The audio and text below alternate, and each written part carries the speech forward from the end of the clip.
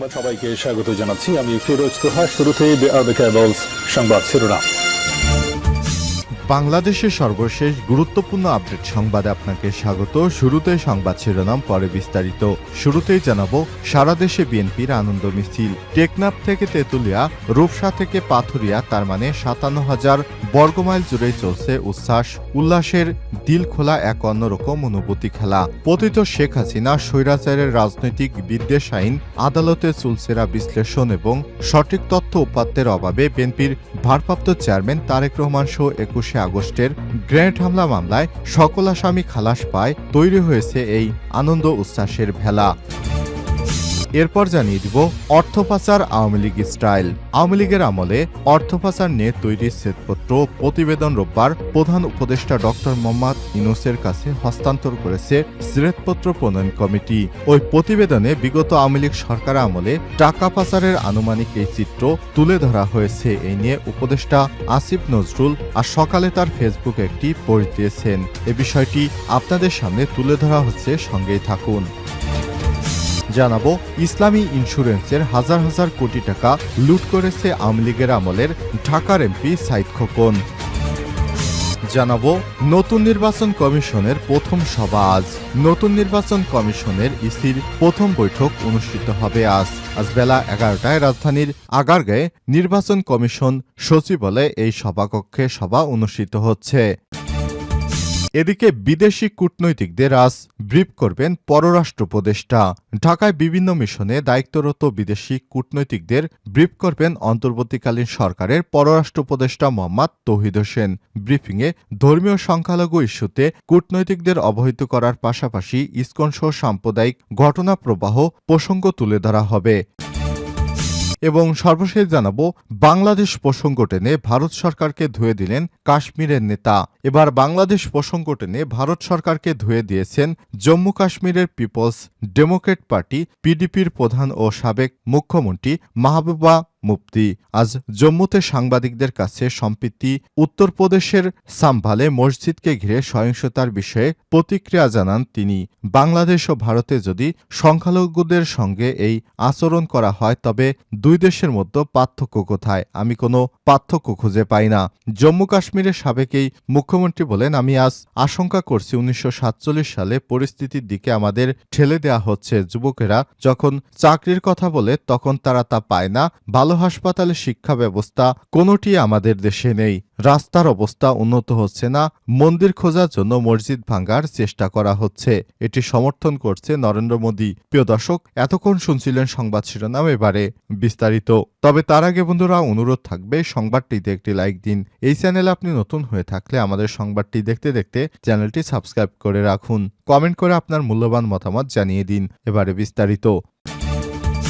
সারা দেশে বিএনপির আনন্দ মিছিল। টেকনাফ থেকে তেঁতুলিয়া, রূপসা থেকে পাথুরিয়া, তার মানে ৫৭,০০০ বর্গমাইল জুড়েই চলছে উচ্ছ্বাসের দিল খোলা এক অন্যরকম অনুভূতির খেলা। পতিত স্বৈরাচার, রাজনৈতিক বিদ্বেষ এবং আইন আদালতের চুলচেরা বিশ্লেষণ এবং সঠিক তথ্য উপাত্তের অভাবে বিএনপির ভারপ্রাপ্ত চেয়ারম্যান তারেক রহমান সহ ২১ আগস্টের গ্রেনেড হামলা মামলায় সকল আসামি খালাস পায় তৈরি হয়েছে এই আনন্দ উল্লাসের ভেলা। রোববার ১ ডিসেম্বর হাইকোর্ট ডিভিশনের ২ সদস্যের একটি বেঞ্চ গ্রেনেড হামলা মামলায় তারেক রহমান সহ সকল আসামিকে খালাস দেয় এবং এটিকে মিথ্যা মামলা হিসেবে রায় ঘোষণা করে। এরপর একই দিন বিকেলে সারা দেশে বিএনপির নেতাকর্মী সহ সাধারণ মানুষ তাদের হৃদয় নেতা তারেক রহমানের মুক্তি এবং একই সঙ্গে দেশে ফেরার পথ সুগম হয় আনন্দ মিছিল বের করে। সেই সঙ্গে ছিল মানুষের মিষ্টি বিতরণের ছড়াছড়ি। বিএনপির ভারপ্রাপ্ত চেয়ারম্যান তারেক রহমানকে ২১ আগস্টের গ্রেনেড হামলা মামলায় খালাস দেওয়ায় দলের সিনিয়র যুগ্ম মহাসচিব অ্যাডভোকেট রুহুল কবির রিজভীর নেতৃত্বে রোববার ১ ডিসেম্বর সন্ধ্যার আগে রাজধানীর নয়াপল্টনে আনন্দ মিছিল বের হয়। বিএনপি এবং অঙ্গ সংগঠনের হাজারো নেতাকর্মী ছিলেন এই মিছিলে অংশ নেয়। নয়াপল্টন থেকে শুরু হয়ে নাইটেঙ্গেল মোড় ঘুরে আনন্দ মিছিলটি আবার নয়াপল্টনে এসে শেষ হয়। মিছিলে উপস্থিত ছিলেন বিএনপির যুগ্ম মহাসচিব অ্যাডভোকেট আব্দুস সালাম আজাদ, স্বেচ্ছাসেবক বিষয়ক সম্পাদক মীর শরাফত আলী সপু, ঢাকা মহানগর দক্ষিণের আহ্বায়ক রফিকুল আলম মজনু, সদস্য সচিব তানবির আহমেদ রবিন, যুবদলের সভাপতি আব্দুল মোনায়েম মুন্না, সাধারণ সম্পাদক নুরুল ইসলাম নয়ন, স্বেচ্ছাসেবক দলের সাধারণ সম্পাদক রাজীব আহসান, ছাত্রদলের সাধারণ সম্পাদক নাসির উদ্দিন নাসির, সাংগঠনিক সম্পাদক আমানুল্লাহ আমান, যুবদলের কামরুজ্জামান জুয়েল, এনামুল হক এনাম, শরীফউদ্দিন জুয়েল, রবিউল ইসলাম নয়ন, মেহবুব মাসুম শান্ত, সাজ্জাদুল মিরাজ, সেলিনা সুলতানা নিশিতা, আরিফা সুলতানা রুমা, সঞ্চিতা উর্মি সহ কয়েক হাজার নেতাকর্মী এছাড়াও চট্টগ্রাম, বগুড়া, টাঙ্গাইল, যশোর সহ দেশের ৬৪টি জেলার বিভিন্ন স্থানে অনুষ্ঠিত হয়েছে আনন্দ মিছিল। এই মিছিল আগামীকাল অর্থাৎ আজ ২ ডিসেম্বর বের করা হবে বলে জানিয়েছে জেলা বিএনপির নেতারা। অর্থ পাচার আওয়ামী লীগ স্টাইল। আওয়ামী লীগের আমলে অর্থ পাচার নিয়ে তৈরি শ্বেতপত্র প্রতিবেদন রোববার প্রধান উপদেষ্টা ড মোহাম্মদ ইউনূসের কাছে হস্তান্তর করেছে শ্বেতপত্র প্রণয়ন কমিটি। ওই প্রতিবেদনে বিগত আওয়ামী লীগ সরকারের আমলে টাকা পাচারের আনুমানিক এই চিত্র তুলে ধরা হয়। এ নিয়ে উপদেষ্টা আসিফ নজরুল সোমবার সকালে তার ফেসবুকে একটি পোস্ট দিয়েছেন। সেখানে তা তুলে ধরা হল। বিগত আওয়ামী লীগ সরকারের আমলে ২০০৯ থেকে ২০২৩ সালের মধ্যে ২৩,৪০০ কোটি ডলার বিদেশে পাচার হয়েছে। বর্তমানে বাজার দরের হিসেবে এর পরিমাণ ২৮ লক্ষ কোটি টাকা। এই হিসেবে প্রতিবছর গড়ে ১,৮০,০০০ কোটি টাকা পাচার করা হয়েছে। আওয়ামী লীগ সরকারের আমলে দুর্নীতিগ্রস্ত রাজনীতিবিদ, ব্যবসায়ী, আর্থিক খাতের রাঘব বোয়াল, কিরানক, আমলা এবং মধ্যস্থতাভোগীরা এই পরিমাণ অর্থ পাচার করেছে। গতকাল রোববার অর্থনীতি নিয়ে তৈরি শ্বেতপত্র প্রতিবেদনে প্রধান উপদেষ্টা ড মোহাম্মদ ইউনূসের কাছে হস্তান্তর করেছে শ্বেতপত্র প্রণয়ন কমিটি। ওই প্রতিবেদনে বিগত আওয়ামী লীগ সরকার আমলে টাকা পাচার আনুমানিক এই চিত্র তুলে ধরা হয়। Global financial integrate unit, reporters, GFIRS এবং কিছু নির্দিষ্ট পূর্বানুমানের ভিত্তিতে টাকা পাচারের হিসাব করেছে শ্বেতপত্র প্রণয়ন কমিটি। শ্বেতপত্র প্রতিবেদনে বলা হয়েছে, গত কয়েক বছরে অর্থ পাচারে বাংলাদেশের উদ্বেগজনক হার বৃদ্ধি পেয়েছে। টাকা পাচারের বিষয়টিকে অর্থনীতিকে ক্ষতিকর টিউমার হিসেবে আখ্যায়িত করা হয়েছে। ওই প্রতিবেদনে এতে বলা হয়, বিগত সরকার আমলে অর্থনীতি এবং সম্পদের বড় অংশ এই ক্ষতিকর টিউমার চুষে নিয়ে গেছে। দেশটাকে পঙ্গু করে ফেলা হয়েছে। ইসলামী ইন্স্যুরেন্সের হাজার হাজার কোটি টাকা লুট করেছে সাইদ খোকন।